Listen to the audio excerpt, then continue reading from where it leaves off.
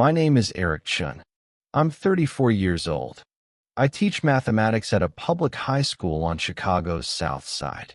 I've been doing it for almost 10 years now. There are 5 people in my immediate family.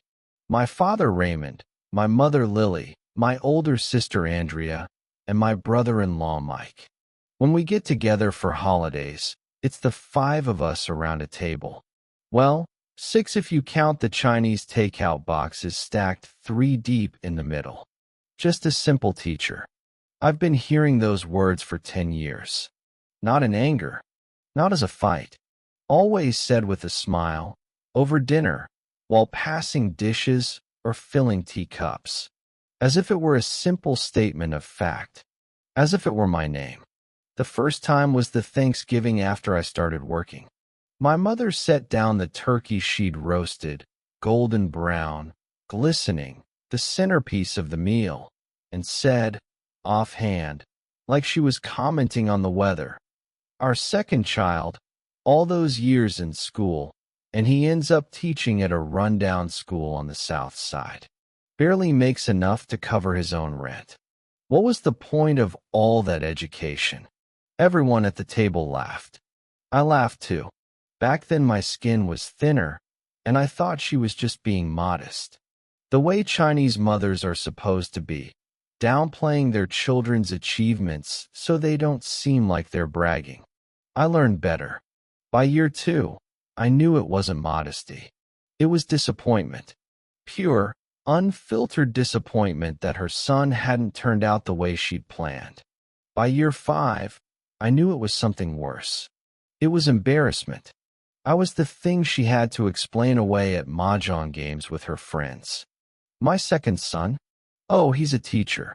Yes, just a teacher. No, not a professor. A high school teacher. South Side. Yes, I know. It's a shame, right? By year 8, I stopped correcting anyone. What was the point? By year 10, I'd memorized every version of it. What's a simple teacher ever going to accomplish? The Wong kid from next door opened an auto shop and bought a whole building last year. Your brother-in-law makes in 1/4 what you make in a year. If you're going to be a teacher, fine, just don't go chasing all those Teacher of the Year awards. Those don't put food on the table. Teachers are a dime a dozen. You can't swing a cat without hitting 3 of them. I'd sit at the table with my chopsticks in hand, nodding along, chewing whatever was on my plate, and wondering if they could hear the sound of something closing inside me. A door, a window, something I'd once left open that they kept slamming shut without even noticing. Andrea is 3 years older than me. She's always been the golden child, not because she earned it, necessarily, but because she chose a path that looked good on paper. She went to a decent college, married a white contractor named Mike Anderson, and moved to the suburbs. Oak Brook, to be exact. Big house, 2 cars, a son they sent to private school. The kind of life that makes my mother's mahjong friends lean in and whisper, "Your daughter did well." Andrea lives that life the way an actor plays a role. She posts about it constantly.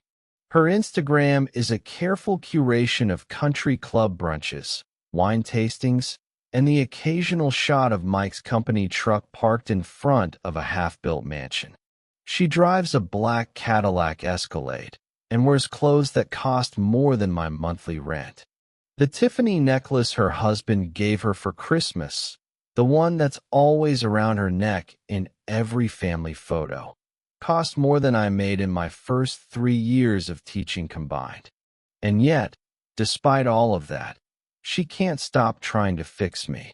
Every few weeks, like clockwork, she'd forward me a LinkedIn article with a subject line meant to be helpful. Why teaching is America's most underrated profession. That one was early, the soft sell. AI will replace these 10 jobs first. That was when she got bolder.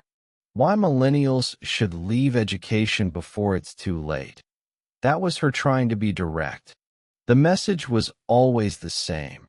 Eric, pivot out of teaching. I'm saying this because I care about you. I always sent back a thumbs up emoji.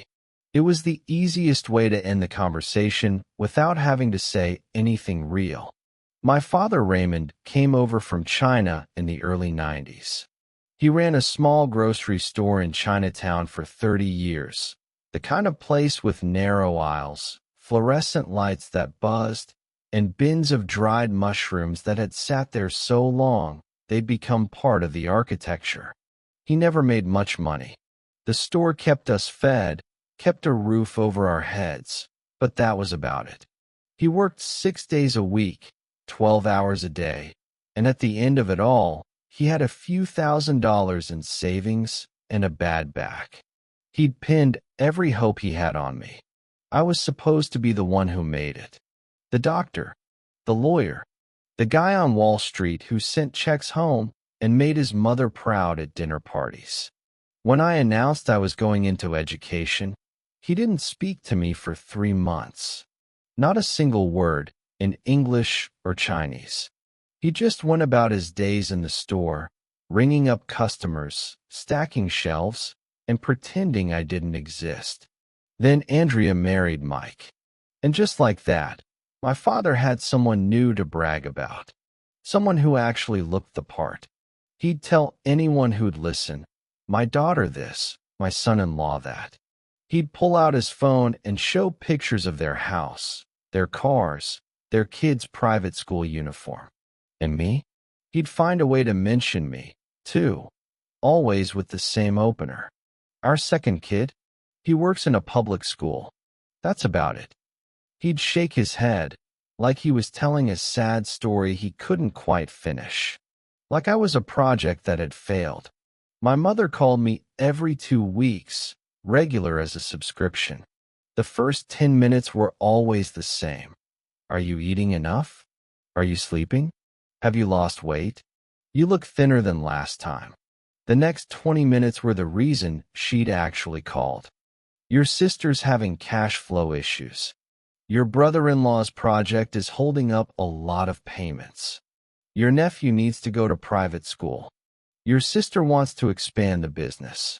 Your sister's husband is in a tight spot. Your sister's company is short on bridge capital. Can you scrape together 5 or 8,000? You're single, you don't spend that much anyway. I gave in 3 times. 3 separate loans, at least that's what they were called. 5,000 the first time, 4,000 the second, 3,000 the third. Every time she said it would come back. Every time it didn't. The 4th time, I said no. I told her I was trying to save for a down payment on a place of my own. A small condo, maybe. Something I could call mine. My mother went silent on the line for 5 full seconds. Then her voice came back, different now. Harder, sharper, the way it got when she felt I wasn't doing my part. Eric, you're really something. You won't help your own sister? She was the one who gave you her backpack when you started school. Her own backpack.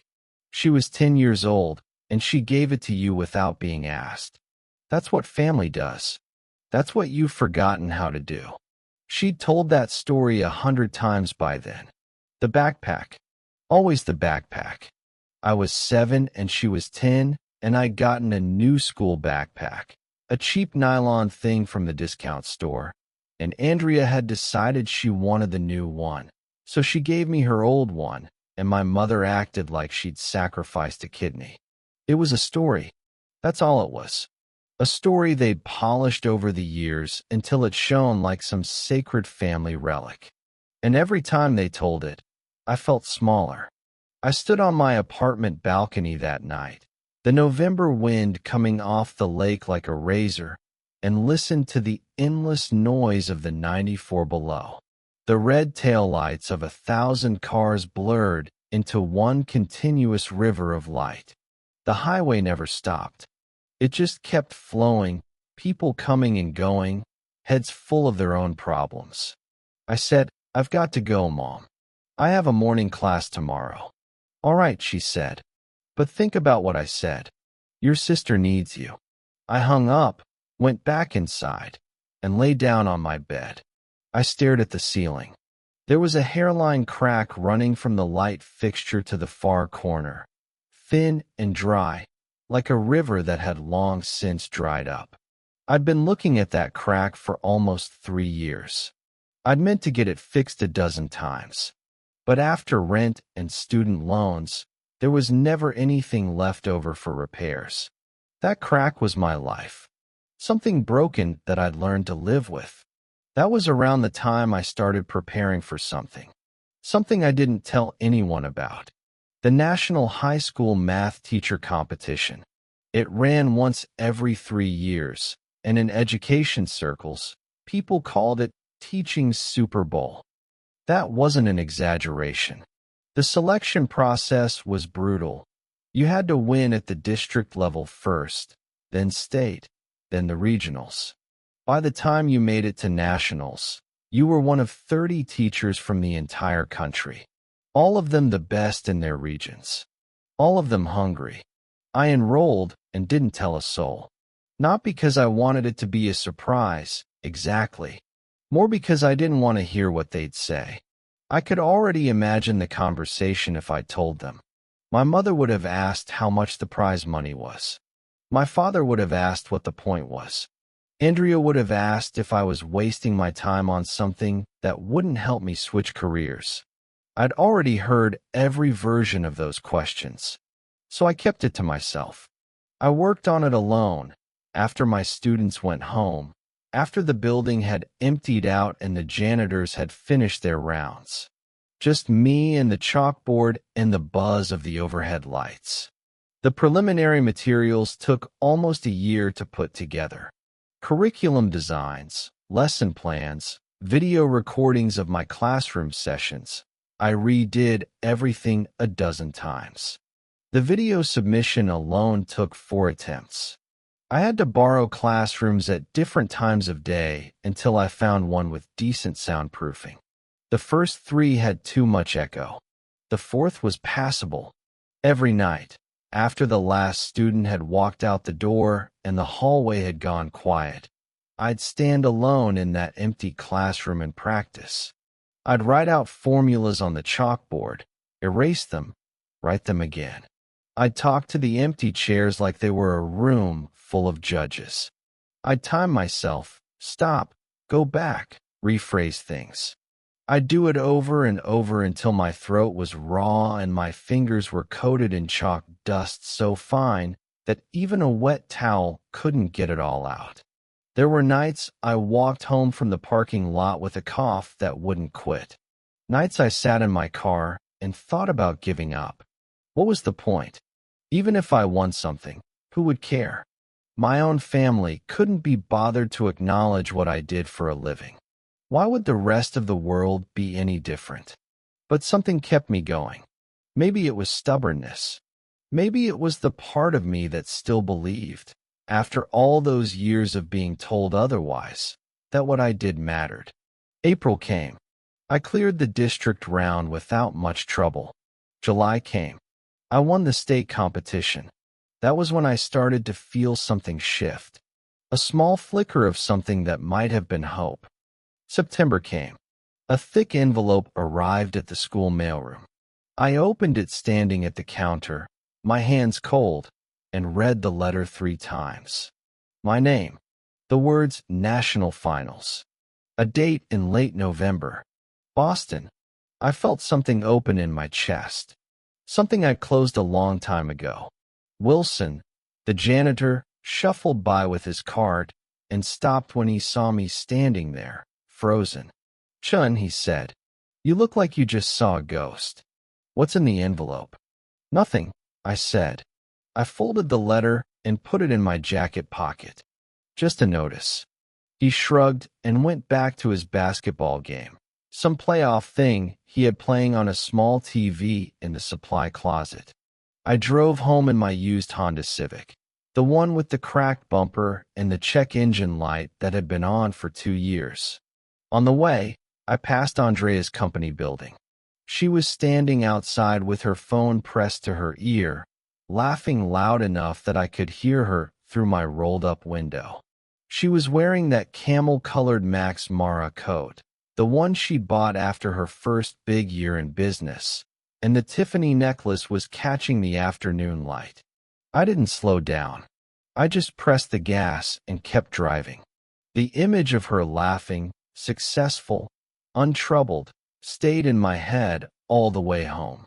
The month before the finals, my school covered my flight and hotel. The assistant principal, Mr. Thompson, a heavy-set man with a voice like gravel, came to my classroom after the final bell and put a hand on my shoulder.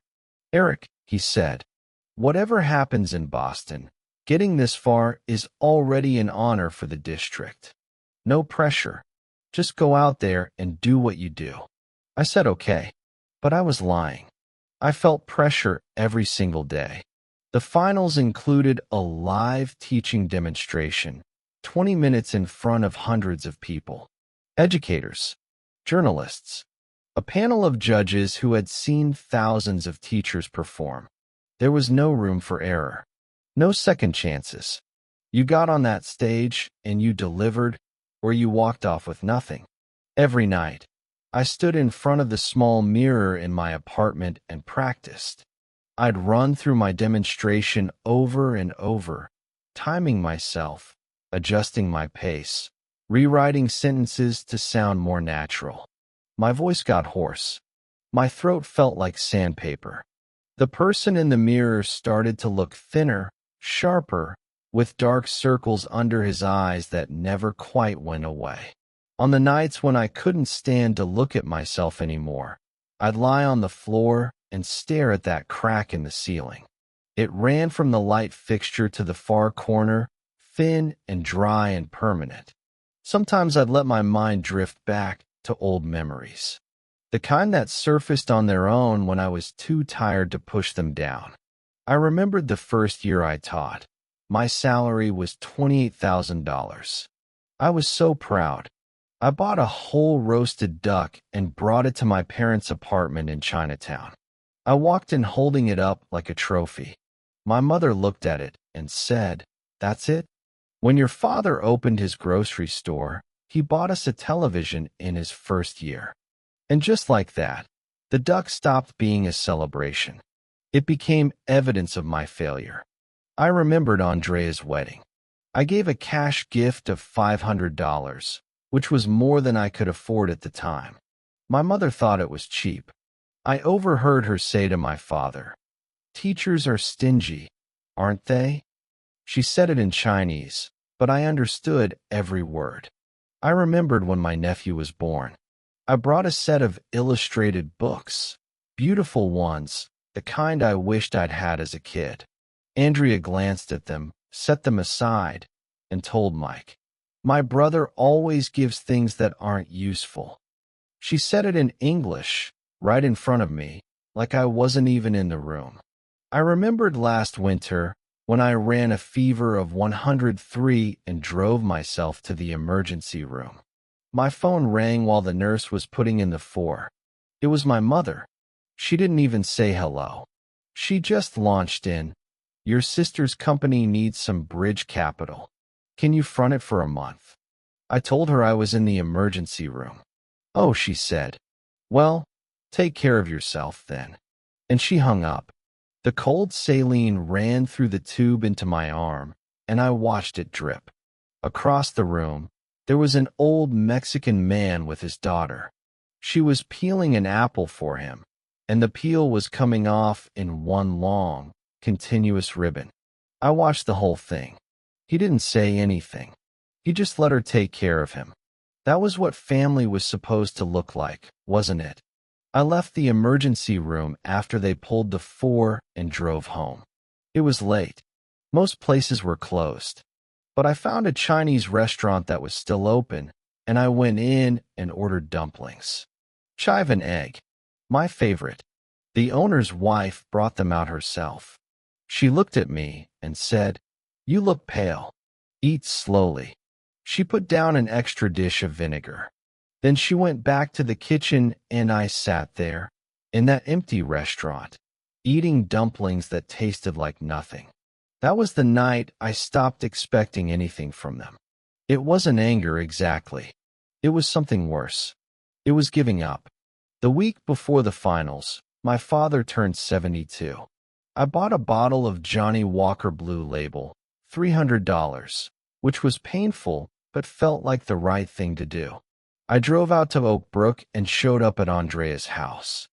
The first thing I saw in the living room was a brand new massage chair. One of those expensive ones with all the settings, the kind that costs thousands of dollars. Andrea was on the couch, lounging in a cashmere sweater, peeling an orange. "Dad," she said. The chair was $4,800. Mike and I split it. My father beamed. I could see it in his eyes, that sense of being taken care of being valued. "Why would you spend so much?" he said. But his voice said something different. It said, "I'm proud of you. Money spent on you isn't spending," Andrea said. She looked at me. "What's in your bag, Eric?" "Whiskey. Blue Label." My father took the bottle and examined it. "Well, that's fine." He set it down on the side table and left it there. Dinner was the usual routine. My mother went on about Andrea's filial piety, Mike's success, my nephew's SAT scores.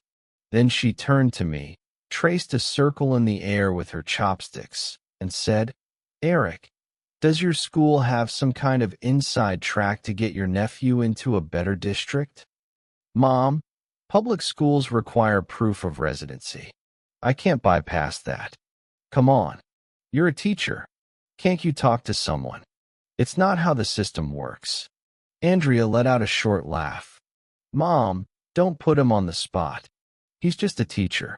What kind of influence is he supposed to have?" She said it with a smile, like it was a joke we were all supposed to share. I didn't answer. I kept eating. Halfway through, I said, "I have a competition next Saturday. In Boston. I might not make it back for Thanksgiving." The table went quiet for a second. My father put down his fork. "What competition?" "National teaching competition." "What's the point of that?" "There's a prize." "How much?" "First place is 20,000. My father's fork stopped midair. My mother's eyes widened. 20,000? Really? In dollars?" "Yes." "Well then," she said, putting a piece of lobster on my plate, "do it properly. Don't embarrass your father." Andrea peeled a shrimp. "Eric, if you actually win that, could you lend it to me? We're a little tight on cash flow right now. That's the exact amount we need." I told her the competition hadn't happened yet. "I'm just saying, what if you do win? Why would you keep it outside the family?" My father raised his wine glass. "She's right. We're family. If you win, let your sister use it first. It's not like she's going to keep it forever." I ate the lobster. It was too salty. After dinner, I helped my mother with the dishes. The water ran loud, suds up to my elbows. She wiped down the counter and said, without turning around, "You know, Eric, your father talks rough, but he means well. You're 34 years old. Educated. Good looking. Why are you wasting yourself at a school in the South Side? Mike's company needs a bookkeeper. 5,000 a month. Think about it." "Mom, I like what I do." "Like? You can't live on like." She threw her rag into the sink. "No girlfriend. No house. No savings. What do you think the neighbors say about us?" I let the water run.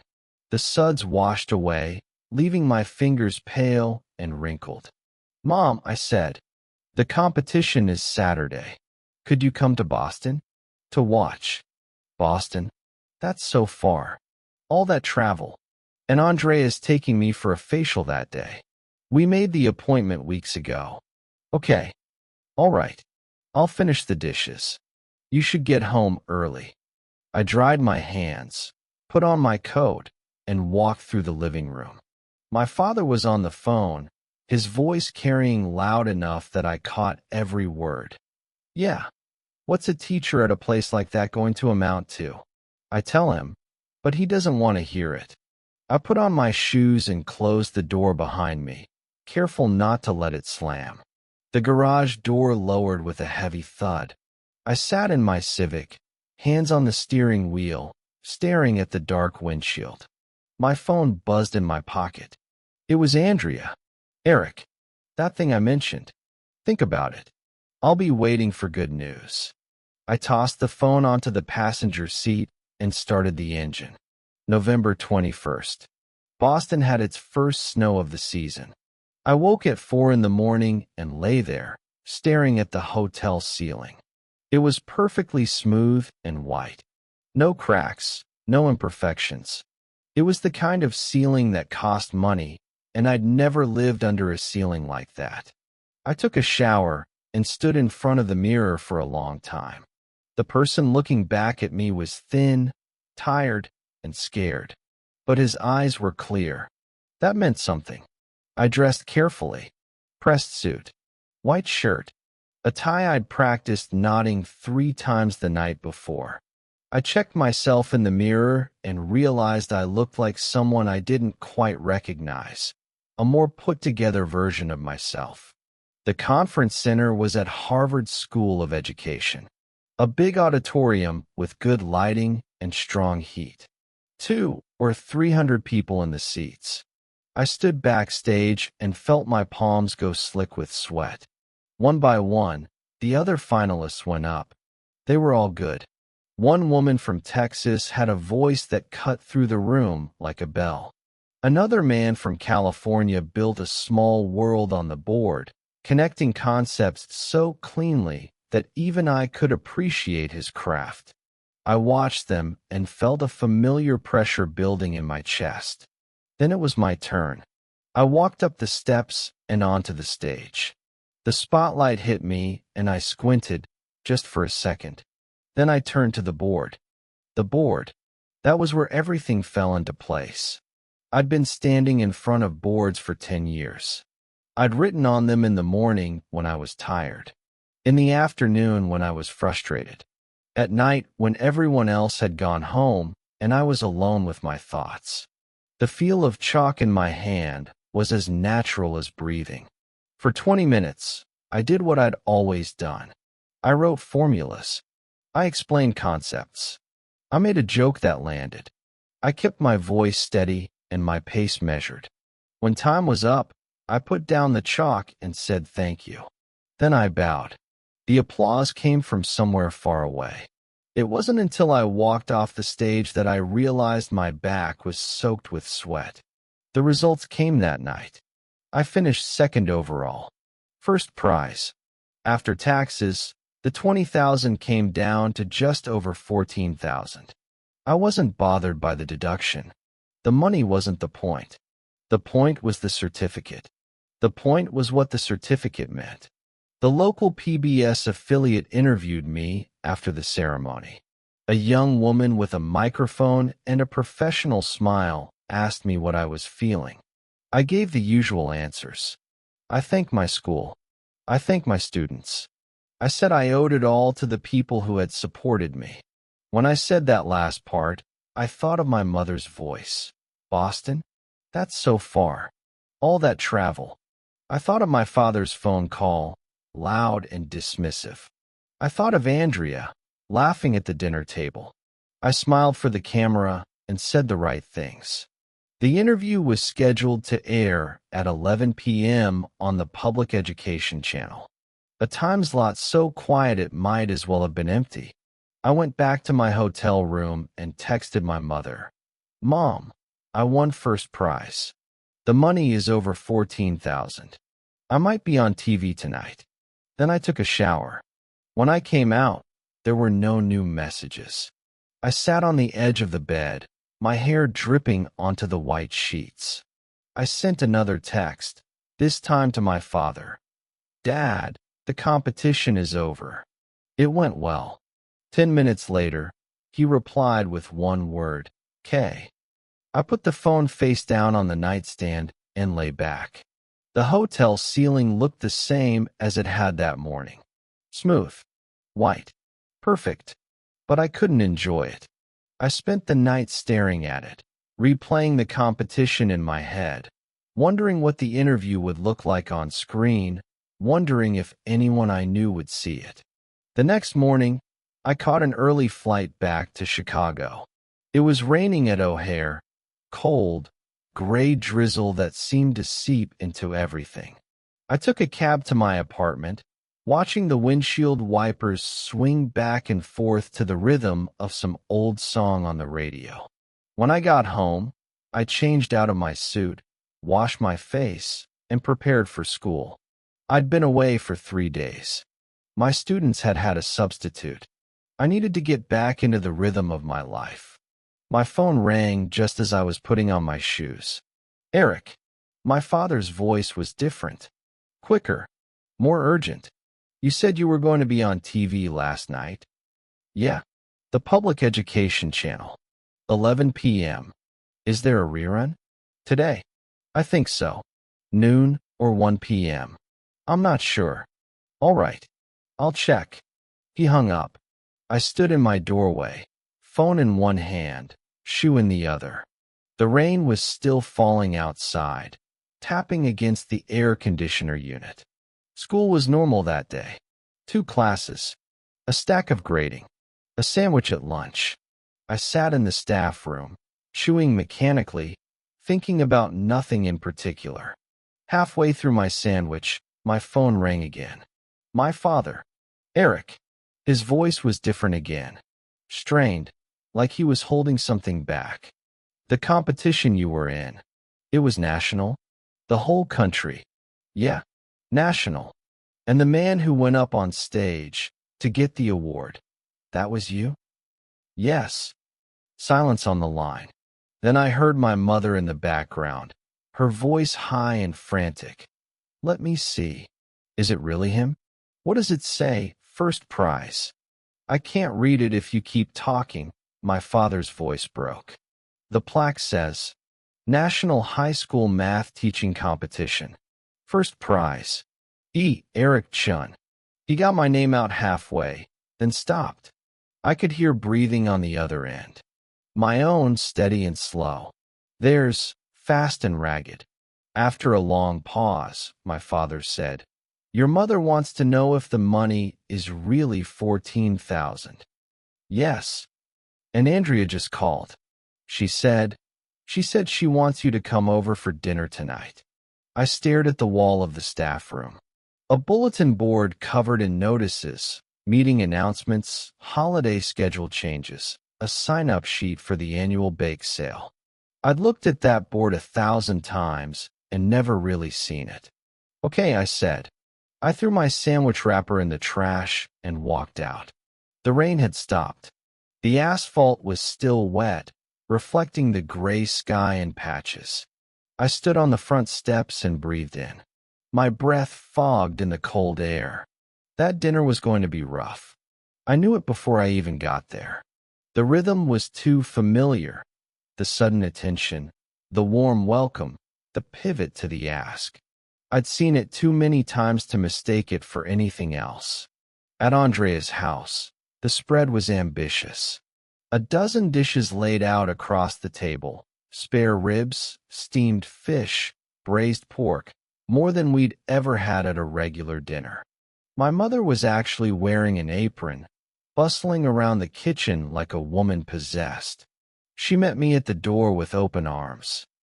Eric, come in, it's cold out there. I took off my shoes. In the living room, my father sat on the couch with the remote in his hand. The TV was running the replay of the competition. I watched myself on screen, writing formulas, gesturing at the board, talking to an audience that wasn't there. My father stared at it like it was a foreign language he couldn't quite parse. Andrea came out in a cashmere dress, hair pinned up, Tiffany chain around her neck. Eric, she said, and smiled. Congratulations. Thanks, sis. Come sit. My mother brought out a pot of soup. I made spare ribs. Your favorite. We gathered at the round table. Mike poured me a glass of Macallan 18. Here, Eric. Drink up. We're celebrating you tonight. I took the glass. Thanks. Halfway through the meal, Andrea started her preamble. That TV thing was really good for your image, Eric. I mean, it looked great. If the district sees it, they'd have to promote you, right? Maybe. I'm not sure. Of course they will. My father set down his knife. You're a national champion now. You should push for something. A raise. A leadership position. Why not? Dad, I'm just a teacher. A teacher with a national prize is different. My mother piled ribs onto my plate. Your father's phone has been ringing all day.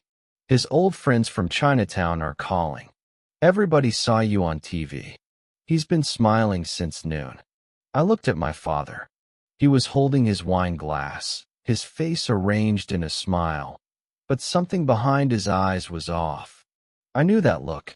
It was the look of someone trying to figure out how a situation had turned against him. Then Andrea made her move. Eric, she said, putting down her fork. I want to ask you something. Go ahead. You've got the award now. The money is coming. The next step is your personal life. Buying a place, settling down. I'm looking. Looking on your salary? You'll be looking for 10 years and still be in that rental. She laughed. Listen, I have a proposal. I put down my silverware. Mike's company landed a big project. Great opportunity, but we're short on liquidity right now. Let me borrow that $14,000 for 3 months. I'll pay you interest, higher than the bank, whatever you want. Consider it an investment. My mother jumped in. She said interest. It's not a loan for nothing. My father took a sip of wine. She's right. You can't be too strict about money in the family. Andrea's in a bind. You should help. I looked at them. 3 faces. 6 eyes. A table full of dishes I hadn't asked for. A glass of whiskey I hadn't requested. A welcome I hadn't earned. It was the same as always. They gave me what they wanted to give, and then they asked for what they wanted to take. I stood up. From my jacket, I took a stack of printed paper and laid it on the table. Andrea, what is this? She looked at it. What is it? Every LinkedIn article you've sent me for the past 3 years. 47 of them. All about why I should stop being a teacher. The color drained from her face. I saw it happen in real time. I took out my phone, opened a folder, and slid the screen across. Here are the texts. 7 times you asked me for money. Every request, every amount, every promise of when I'd get it back. Screenshots. I scrolled slowly. This one, Eric, pivot out. I'm saying this because I care. This one, 10,000. It's not like I won't pay you back.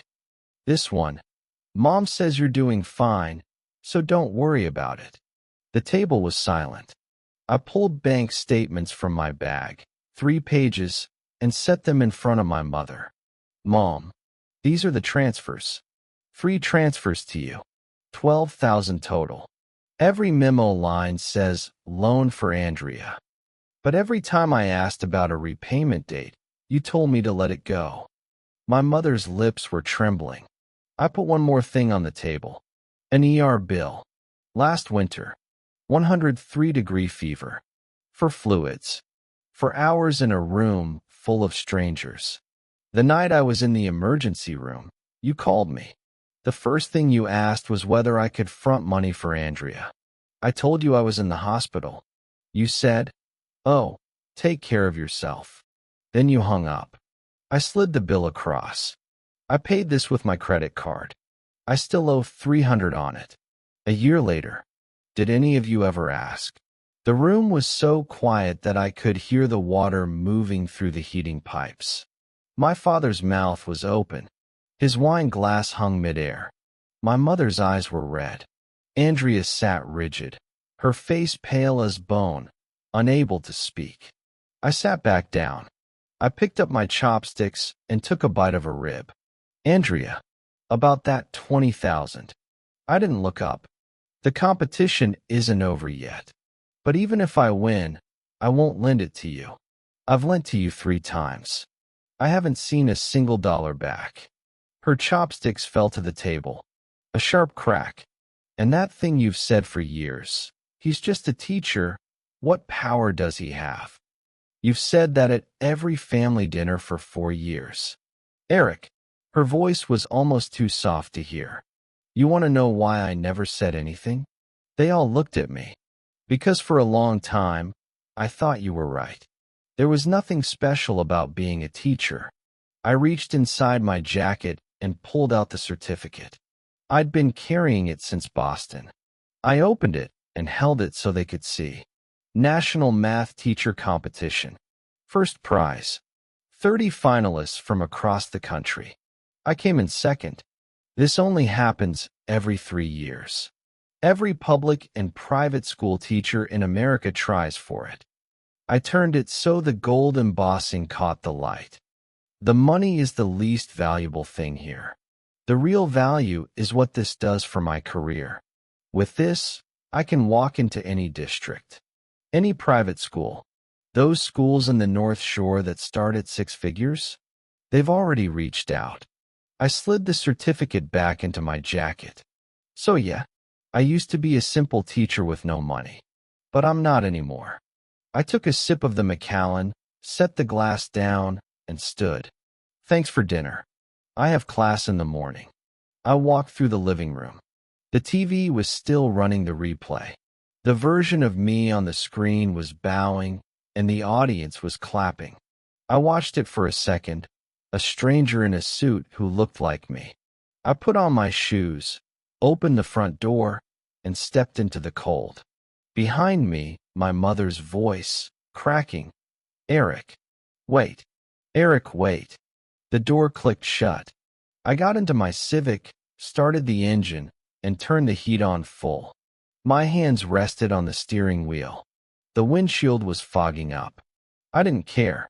I laughed out loud. It startled me. I hadn't laughed in a while. As I drove through Oak Brook, my phone buzzed.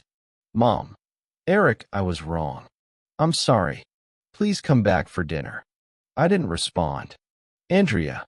Eric, send me that bill. I'll pay the 300. Nothing. Dad. 2 words, come back." I tossed the phone onto the passenger seat. A black Cadillac passed me on the opposite side of the road. Mike's car. I caught a flash of it in my side mirror as it turned into Andrea's development. I had no idea what they'd say to each other that night. I didn't care. The 94 stretched out ahead of me. Streetlights passed in sequence. I turned on the radio, some old Chicago song, full of 70s harmonies. I hummed along and turned it up. That Wednesday, the district office called. A woman with a professional voice and a good phone manner. "Mr. Chen, we've reviewed the competition results. The Board of Education has approved a transfer. Starting next month, you're going to the new STEM school in the North District as department head.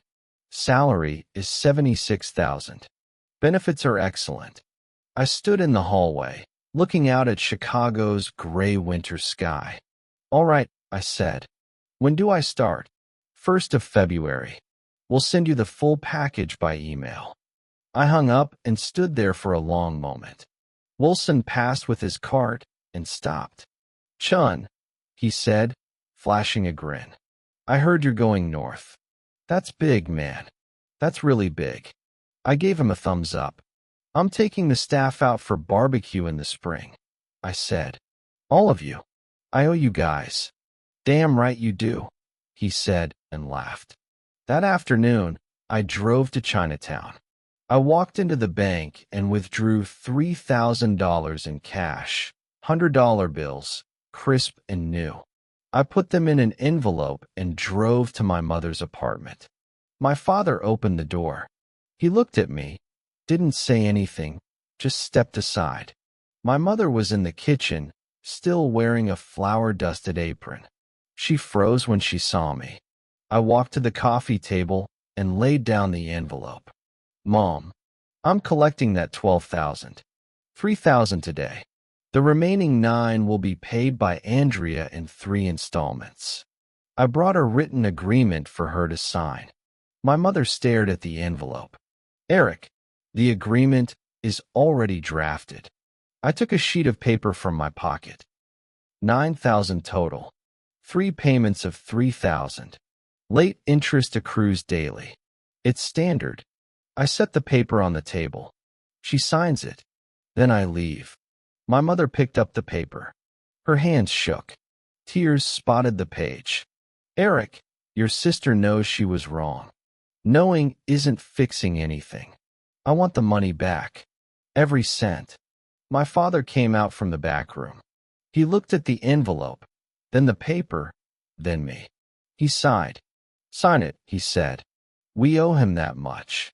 That weekend, the extended family gathered for a Lunar New Year dinner. Uncle Frank's Choice, a big Chinese restaurant in Chinatown, 3 round tables in a private room. Uncle Frank, Uncle David, both aunts, cousins, second cousins. Easily 25 people packed into one space. I almost didn't go. My mother called 6 times. She said Uncle Frank had seen the TV special and was desperate to meet the celebrity. She said everyone was asking about me. She said if I didn't come, it would look bad. I went. When I walked in, the room was buzzing. Uncle Frank was holding court at the main table, his voice carrying across the whole room. I'm telling you, I saw it with my own eyes. Eric's show was on PBS. National PBS. You know what that means. Come on, Frank, someone said. No way. I'm not making this up. He gestured at my father, who was sitting at the head of the main table. Raymond, tell them. Tell them what your son did. My father opened his mouth. He hesitated. He'd never introduced me with pride before. But then he said, Eric won a national prize. First place. The room went quiet for about a second. Then everyone exploded. A national prize? First place? In the whole country. Raymond, you always said he was just a regular teacher. I never said that. My father's face turned red. I was being modest. That's all. I was being modest. Aunt Margaret grabbed my arm and pulled me toward the main table. Sit down, sit down. Here, at the head. Tonight you sit at the head. My cousin Jessica raised her phone. Eric, stand up. I need a picture. This is going on my Instagram. The food came in waves. Lobster, abalone, Peking duck, whole ducks, carved at the table. More than I'd eaten in a long time. Uncle Frank poured me a glass of baijiu himself, a full-shot glass of expensive white liquor. Eric, he said, clapping me on the shoulder. I said things in the past. Things I shouldn't have said. I'm sorry for that. I watched your show 3 times. You're a real talent. A real, genuine talent. I raised my glass and smiled. It's fine, Uncle Frank. Water under the bridge. Andrea walked in late. When she pushed open the door, the room went quiet for a few seconds. In the old days, that wouldn't have happened. In the old days, everyone would have turned to look at her. The coat, the necklace, the car keys tossed on the table. But tonight, they looked at her, then turned back to me. Andrea, Uncle Frank said, recovering. Come in. We saved you a seat. She sat down. She looked smaller than usual. Halfway through the meal, Uncle Frank stood up, glass in hand. All right, listen up. I want to propose a toast. To Eric. He's made this family proud. Everyone who used to talk, who used to say he was just a teacher. He looked at Andrea. Looked at my father. From now on, that stops. He's a national champion. He was on PBS. That's not just a teacher. That's something real. Glasses went up around the room. I stood and looked at the faces, my father looking down at his plate. My mother, eyes wet. Andrea, holding her glass like it might break. Dozens of cousins and aunts and uncles who'd heard the rumors and the dismissive comments, and we're now seeing something else. I lifted my glass and said, "Thank you, Uncle Frank. Thank you, everyone." I drank. The Baijiu burned its way down my throat and settled in my chest. After dinner, Andrea followed me outside. She caught up to me at the edge of the parking lot. "Eric." I stopped. She stood under a streetlight, wearing her camel coat. But something was different. The coat didn't look as good on her tonight. She looked smaller in it, like she was shrinking. "I signed the agreement," she said. "The first payment goes into your account on Monday." "Good. The ER bill, I paid it already. You should see it on your statement." I checked. "Eric." She didn't continue. The light made her face look pale. The lipstick on her mouth was smudged. "Andrea," I said, "do you know what hurt the most?" She waited. "It wasn't that you wouldn't lend me money. It was that you made me feel ashamed of what I do. Every morning, I walk into a classroom full of kids from the South Side. Their parents are in prison, or working 2 jobs, or barely speaking English. I teach them math. I help them get into college. I help them get out of the neighborhood. I've been doing that for 10 years. She was crying now, quietly, without sound. This year, 31 of my 42 students got into college. In the South Side, that's a headline. That's something people write articles about.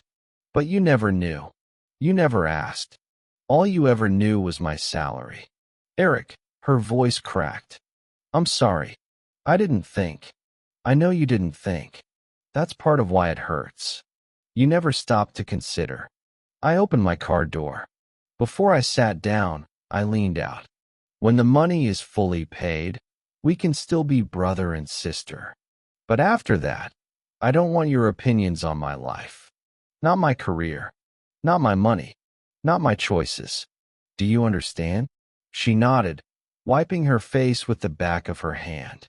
I got in the car and drove away.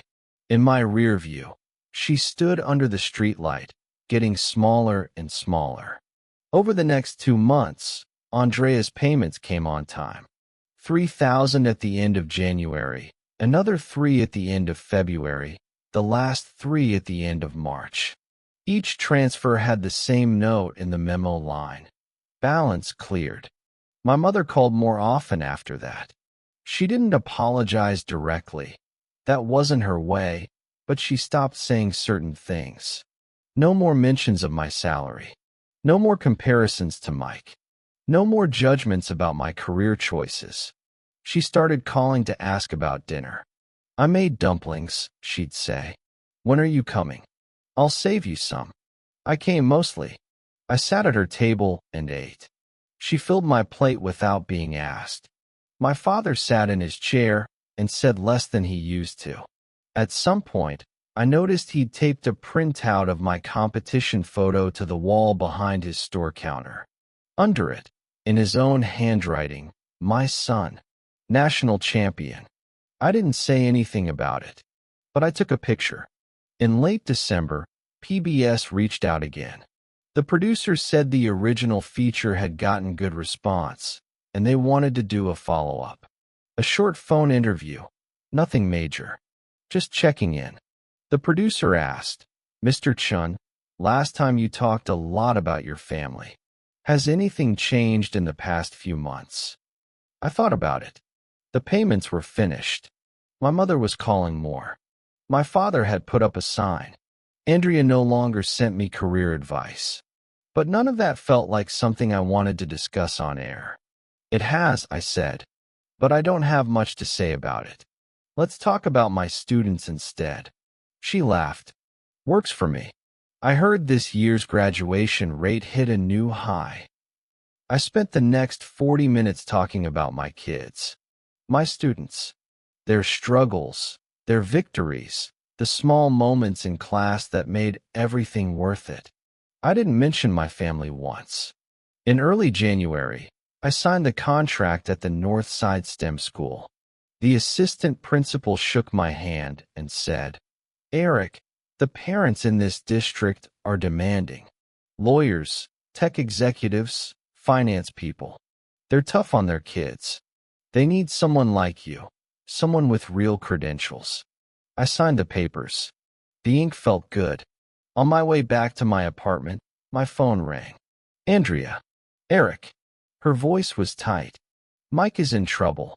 I pulled over to the shoulder of the road and waited. He was bidding on a building supply contract for the public school system. A big one, $50,000. It was supposed to be finalized by now, but the district pulled out. Why? Because she stopped. I heard her take a breath. One of the evaluation board members saw that PBS show. He recognized you. He remembered the family connection. And he told Mike. He said, her voice broke. He said, Mr. Anderson, I'm aware your wife's family doesn't respect educators. This is an education project. We can't in good conscience award it to someone whose family thinks teachers are beneath them. I leaned back in my seat and looked at the sky. January in Chicago, low gray clouds, the kind that usually meant snow. Eric, it was $50,000. $50,000. Mike is furious. He said it's my fault. He said I ruined his reputation. I spent years telling everyone you were just a teacher, and now this. Let me ask you something, I said. Ask. He's right, isn't he? The silence on the line was louder than anything she could have said. Andrea, you spent 10 years talking down about me. Not just to me, to everyone. Your white clients heard it. The neighbors heard it. The whole network you built, the one Mike is so proud of, it was built partly on you being the successful sister and me being the failure. And now that the tables have turned, you want me to fix it? I'm not asking you to fix it. You are. You just asked me to call someone and tell them you've always respected teachers. That's a lie. And you know it. She breathed into the phone. Quick, shallow. I could hear her trying not to cry. Listen, I said. I'm not going to call anyone. I'm not going to fix this. But I'll tell you one thing. Mike's business isn't going to collapse over $50,000. It'll hurt. It'll make him think twice about how he presents himself. But he'll survive. Eric, please. Andrea, handle this yourself. I can't help you. And honestly, I don't want to. She was silent for a long moment. Then she said, softly, I'm sorry. I know you are. That's a start. I paused. But sorry doesn't change what's happened. It just means you know now. Now you have to live with it. I hung up and tossed the phone onto the passenger seat. Outside, the snow had begun. Tiny, light flakes tapping against the windshield like sand. I turned back onto the 94 and drove. I never asked about the $50,000 after that. No one volunteered any information. But I noticed some changes. Andrea stopped sending me LinkedIn articles. My mother stopped mentioning Mike's projects. The next time I saw Andrea, at another family dinner in the spring, she was wearing a simple sweater. No cashmere, no Tiffany. She sat in the corner and kept her head down. Mike didn't come to that dinner. When someone asked why, she said, he had work stuff. Uncle Frank found me later and leaned in to whisper, I heard about Mike's project. Lost some money. Your sister's been keeping a lower profile. I nodded and didn't say anything. There was nothing to say. At the end of the night, Andrea came up to me. Eric. Yeah. The money. You saw it all came through. I checked. She nodded and turned to leave. Andrea. She stopped. If Mike wants to bid on another school district contract, don't use your company name. Don't use anything that connects back to your family. Change the entity. Change the ownership. Let him bid under something fresh. She looked back at me, eyes searching. That's the only advice I have, I said. I can't give you more than that. She stood there for a long moment, the noise of the restaurant flooding around us. Thank you, she said. Then, quieter. Eric, I never thought it could end up like this. Neither did I. I put my hands in my pockets. But maybe that's the point. You spent a long time not thinking about what your words could do. Now you're seeing it. That's a good thing, Andrea. A hard thing, but a good thing. She walked out of the restaurant, her heels clicking against the tile floor, and I watched her go. That night, I went back to my apartment. I took off my coat, put on some water for tea, and sat down in the living room. I looked up at the ceiling. The crack was still there, thin and dry, from the light fixture to the corner. I pulled out my phone and texted my landlord. Mr. Wong, I'm going to get that ceiling crack fixed.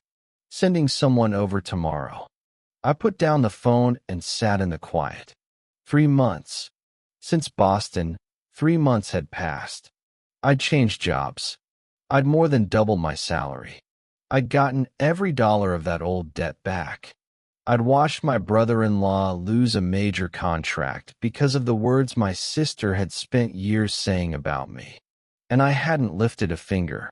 Not once. I just stood where I was, won a competition, and let the world see what it saw. That was the most satisfying part. I didn't need to attack. I didn't need to drag anyone down. I just needed to succeed and let them see the contrast. The snow was still falling. Chicago winters are long and hard, but my apartment was warm. The radiator hummed, and the windows stayed clear. I finished my tea, put the mug in the sink, and walked to the window. Across the street, a light was on in another apartment. Shadows moved behind a curtain. Someone else's life. Someone else's story. I thought about what Wilson had said to me when I got the news about the new job. Chun, big man. He'd said it with such genuine pleasure, such uncomplicated pride. I laughed to myself and went to get ready for bed. My phone lit up on the nightstand. A message from my mother. Eric, I'm making dumplings tomorrow. Chive and egg. When are you coming? I thought for a moment. Then I typed, what time? She replied in seconds. Any time. I'm waiting. I set the phone down and turned off the light. The room went dark except for the street light coming through the curtains. A thin stripe of gold lay across the ceiling, parallel to that old crack. I stared at both lines for a moment. One was old damage. The other was new light. Then I closed my eyes. Tomorrow, dumplings. The day after, work. In the spring, I'd have Wilson and the guys over for barbecue like I'd promised. I'd buy good meat, grill it well, and make sure they ate until they couldn't move. And the rest of my life? I didn't have to plan it all out right now. For the first time in a long time, I didn't feel like I needed to. I was earning enough to live comfortably. I had a job I loved, in a place that valued me. I had students who needed me and colleagues who respected me. I had a family that was finally starting to see me for who I was. The old crack would get fixed tomorrow, and the new light would stay. I smiled in the dark. My life was my own now. It had taken 10 years to get here, 10 years of doubts, disappointments, and a whole lot of chalk dust. But I'd gotten here. I'd gotten here all on my own. No one gave me this. No one handed me anything. I went out and took what I deserved. And that, right there, was the best feeling of all.